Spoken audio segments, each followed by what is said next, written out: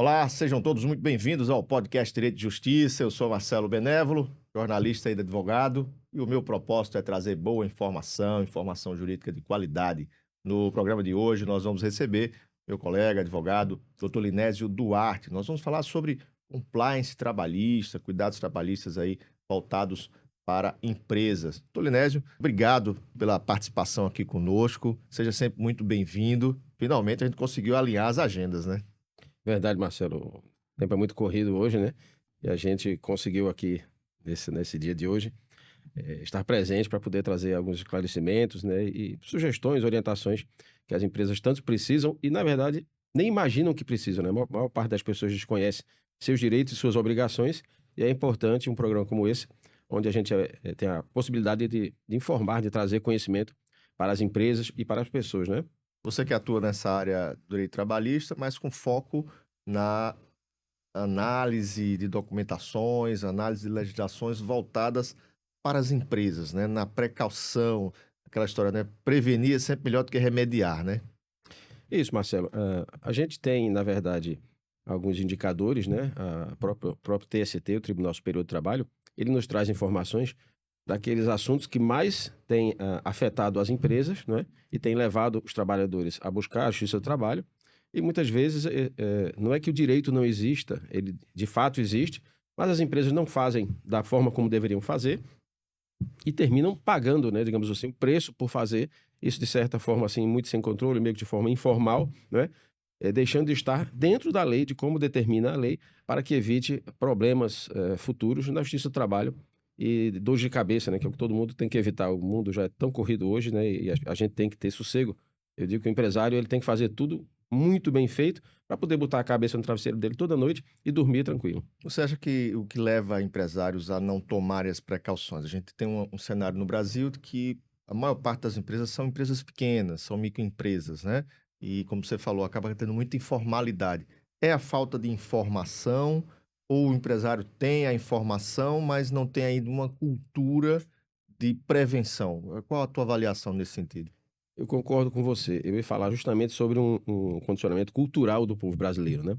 A gente sabe que o brasileiro ele só procura o médico, por exemplo, quando está doente.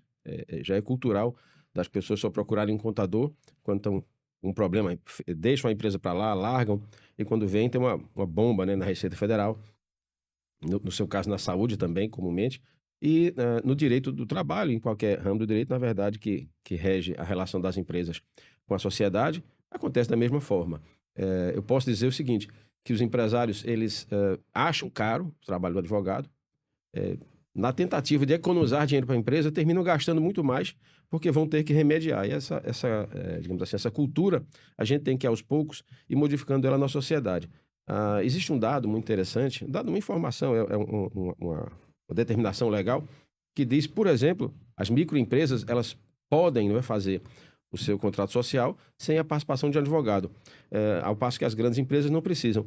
E nem por isso a gente pode, digamos assim, considerar que é desnecessária a participação de um bom advogado na elaboração do contrato social das microempresas. Isso acontece muito nas empresas familiares, e é isso que leva, muitas vezes, depois, a ter problemas e que faz com que tenha, no final das contas, a necessidade da participação do advogado para corrigir e torna-se, mais uma vez, mais caro para a empresa, né? Muitas vezes as empresas desconhecem suas obrigações, não é?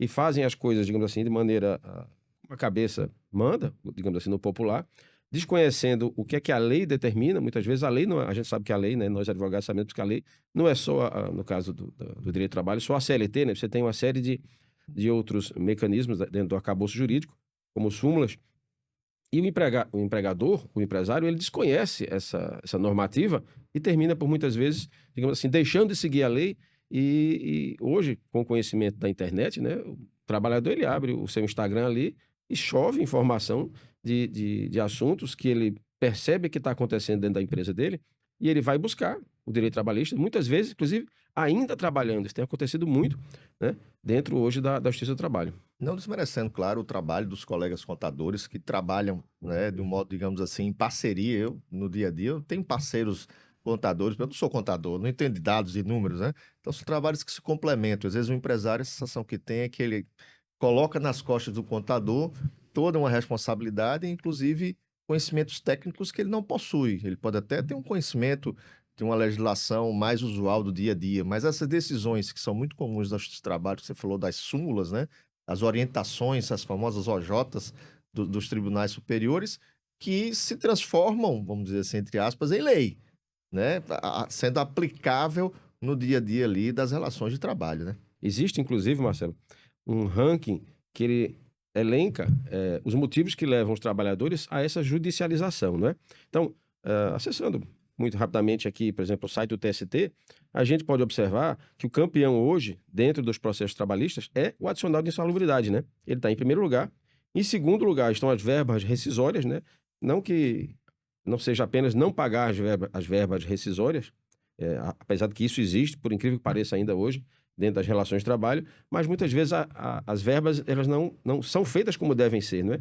E elas terminam levando a direitos que o trabalhador entende que tenha adquirido esse direito, e ele termina não vendo essas verbas sendo colocadas ali na rescisão, né? E em terceiro lugar, por incrível que pareça, a gente tem indenização por dano moral. Veja bem, a indenização por dano moral, ela leva muitos empresários, muitas pessoas que estão ali na relação de trabalho, a refletir, poxa, eu nunca maltratei o cara, nunca deixei de tratá-los com respeito, mas muitas vezes o trabalhador ele se sente incomodado com coisas que estão ali no seu íntimo e que a gente, se não tiver uma atenção, né, a gente não percebe, passa despercebido, que o cara às vezes tem muitas vezes um trauma. O que pode caracterizar, por exemplo, você falou aí da questão das verbas que são feitas de forma correta. O primeiro ponto, Adicional de insalubridade. que as pessoas também confundem exatamente o que é, se pudesse também detalhar. E essa questão do dano moral, o que caracterizaria um dano moral dentro de um ambiente de trabalho, nas relações de trabalho? A gente tem visto inúmeros casos de danos morais dos mais variados possíveis. Se você, por exemplo, hoje eu folhei, como eu folhei aqui, o site do TST, e eu vi o caso, por exemplo, de um funcionário que tinha incontinência urinária e os seus colegas, eles simplesmente ficavam fazendo gozação com ele. E como a empresa não tomou uma atitude para inibir esse tipo digamos assim, de relação prejudicial, né, entre os funcionários dele, a empresa, por se omitir em organizar isso, em pedir o respeito pelo colega que tinha um problema de saúde, uma incontinência urinária, pagou uma indenização por dano moral. Mas também, Marcelo, existem outros tipos de dano moral que a gente, digamos assim, nem imagina que podem acontecer conosco, que são aqueles que a gente, falando direito, usamos in re ipsa, né? Que são aqueles que a gente tem, digamos assim, que estão intrínsecos ao assunto. Como, por exemplo, os atrasos salariais. O atraso salarial, você não precisa, o trabalhador, à luz do direito do trabalho, ele não precisa provar que ele teve um problema, digamos assim, que levou ele a ter um abalo emocional por conta daquele atraso, porque ele atrasou as contas, ele não precisa provar isso. O atraso salarial, ele é considerado dano moral in re ipsa, ou seja, se a gente atrasar, a gente já sabe que a gente já está sujeito a trabalhador dano moral. Quando sair ou dentro do emprego. Por incrível que pareça, hoje estão acontecendo muitas ações trabalhistas com o trabalhador ainda trabalhando, não é? Pois é, e esse ano, por exemplo, a gente sabia que esse ano seria o ano da rescisão indireta, não é? E como está sendo, de fato. Apesar dele estar no topo do ranking, mas a rescisão indireta, ela tem afetado muitas empresas que, por exemplo, atrasaram o pagamento do FGTS. Algumas, inclusive, por conta da pandemia, né? A pandemia, ela prejudicou muitas empresas, ela trouxe muitos prejuízos. E o trabalhador, muitas vezes, já insatisfeito com alguma coisa ou com uma perspectiva de um emprego melhor e não quer nem fazer acordo, né, o acordo legal que a gente fala, também não quer pedir demissão, então ele vê uma brecha na lei, a empresa está com 4, 5, 6 meses de FGTS atrasado, ele entra com a ação de rescisão indireta.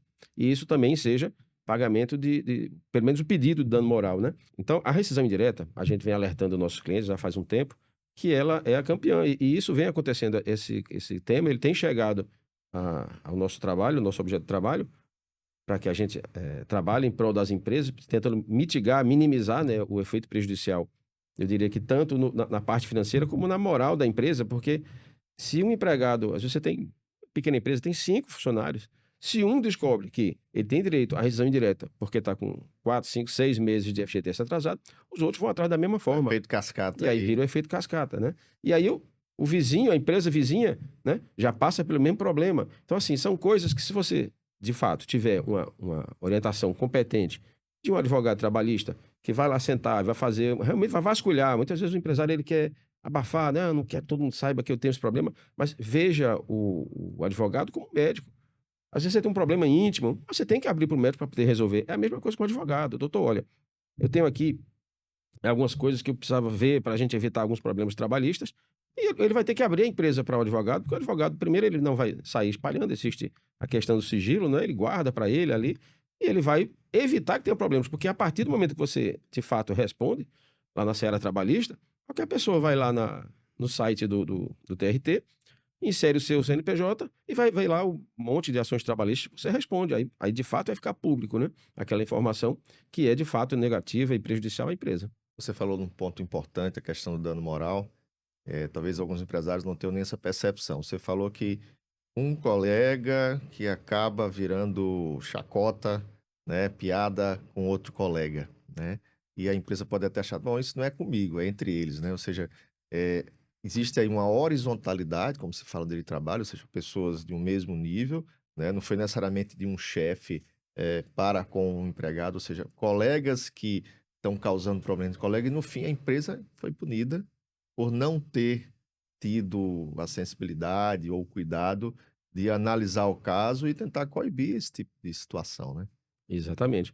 Eu até chamo a atenção e para lembrar as pessoas que, digamos assim, a divulgação do conhecimento hoje está muito fácil, né? Na internet, no Instagram. Hoje você vai passando as páginas, basta você prestar atenção, passar um pouco mais de tempo num vídeo de um advogado trabalhista, que vai começar a aparecer mais coisas, né? E hoje a gente vê que essas ações trabalhistas, elas já estão começando a partir também dos níveis de chefia, muitas vezes de gerência, e nenhuma empresa está livre disso. A gente tem que, de fato, se ocupar em buscar a ajuda de um advogado trabalhista para que ele justamente faça um trabalho de prevenção, de compliance, digamos assim, evitando que a empresa venha a ter prejuízos, porque tem empresa que até fecha, infelizmente. Os custos são tão grandes que a empresa não consegue pagar. E você acha que a cultura, falando em cultura, trazendo aqui para a realidade do Rio Grande do Norte, o empresariado tem atentado mais para essas situações, ou você acha que ainda está um pouco distante de um cenário nacional, talvez, sobretudo pequenas empresas, né, pequenos negócios familiares, por exemplo, que é muito comum também? Sim, eu diria, a minha percepção de que isso ainda está muito distante do ideal. As pessoas estão, não vou dizer brincando, né? Mas estão negligenciando a importância da, das leis trabalhistas, dos direitos trabalhistas, e, na verdade, isso vai trazer no futuro, pode trazer prejuízo não só para a empresa, como pessoal, porque se a pessoa vive daquela empresa, isso afeta a parte financeira da pessoa também, da familiar, né? Então, eu entendo que deva ainda melhorar bastante. As pessoas têm, os empresários principalmente, têm que ter uma atenção maior para essas informações, né? Buscar vamos dizer assim, essa prevenção, de modo a que não tenham prejuízos com o Ministério do Trabalho. Hoje, digamos assim, a Justiça do Trabalho também não é só a Justiça do Trabalho, né? A relação trabalhista, você tem um Ministério do Trabalho, onde muitas vezes o empresário, o empregado, nem tem o direito, mas basta ele buscar o Ministério do Trabalho, que é feito uma auditoria e encontra coisa que, às vezes, nem o dono da empresa sabe que ele está se passando dentro da empresa. E aí vem as pesadas multas, você vai ter que brigar, aí é como eu estou dizendo. Já houveram empresas que fecharam, porque não tiveram condições de permanecer devido às multas, devido aos processos trabalhistas. É fato ou é um pouco místico de que com as reformas trabalhistas recentes, com as modificações à legislação, tenha fragilizado mais essas relações e diminuído, por exemplo, ações na justiça? Você tem essa percepção ou você acha que não teve uma mudança de cenário nesse sentido? Olha, a reforma trabalhista, ela, digamos assim, enxugou um pouco o volume de processos que existiam em virtude do receio da sucumbência, né, do pagamento dos honorários sucumbenciais para aquele autor que ajuiza, mas não tem direito.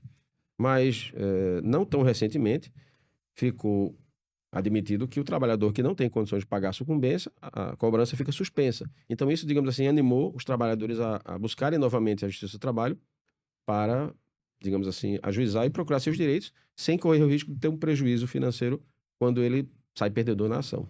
Você acha que também é viável e há uma cultura também um pouco mais para o sentido das relações sair um pouco do âmbito do judiciário, isso ser possível, uma negociação extrajudicial por meio de uma, digamos, conciliação extrajudicial junto da empresa ou junto a determinada categoria?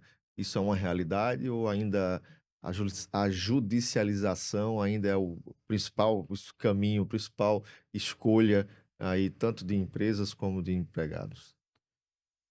Eu percebo que aqueles que buscam a justiça do trabalho, eles, a maior parte das vezes, eles nem pensam em fazer um acordo, porque, infelizmente, muitos empresários ainda pensam pequeno e acham que não podem resolver, e alguns até preferem fazer na justiça para que aquilo ali fique, digamos assim, resolvido, né?